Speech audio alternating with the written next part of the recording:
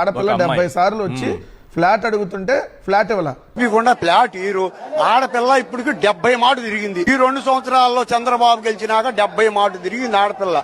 ఆడపిల్లకి హింస పెట్టి ఒకనాడైతే 3ంటికి వచ్చి కూకుంటే 7:30 దాకా కూర్చోబెట్టి ఇవాళ కాదమ్మా రేపు రమ్మన్నారు. మా ప్యాటీకి పోతే మేము రాంగ దీని చుట్టూ మొన్న మా వాడు చచ్చిపోయాడు దొండపాటి రామారావు. కుప్పగూలు ఇంటే దీనికి బంగారం అంటే కరకట్టెమ్మడి భూమి 6 ఎకరాలు, ఎకరానికి 3 లక్షల అట్టికెళ్ళాం. మేము పొలం ఇచ్చి ఫైనల్ జోన్ లో పొలం ఇచ్చి మేము నీరుకొండలో కూరగాయల్లో తీసుకోవటం ఏందండి మాకు ఈ కర్మ. ఈ భూమి ఇచ్చారు ఎవరు? ఇప్పుడు భూమి ఇచ్చిన రైతు ఫ్లాట్ అడుగుతున్నాడు. అవును, కానీ భూమి ఇవ్వనటువంటి చంద్రబాబు నాయుడు గారు ఆల్రెడీ రాజమహల్ కడుతున్నాడు. భూమి ఇవ్వనటువంటి నారాయణ రాజమహల్ కడుతున్నాడు.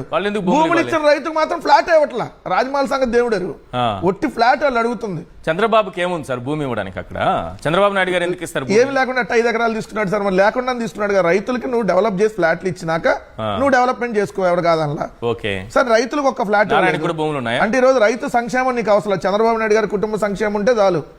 రైతు ఎలా పోయినా వాళ్ళకి జీవన భృతి లేకపోయినా పర్లా. చంద్రబాబు నాయుడు గారికి మాత్రం భూదోపిడీ ఉంటే సరిపోయింది.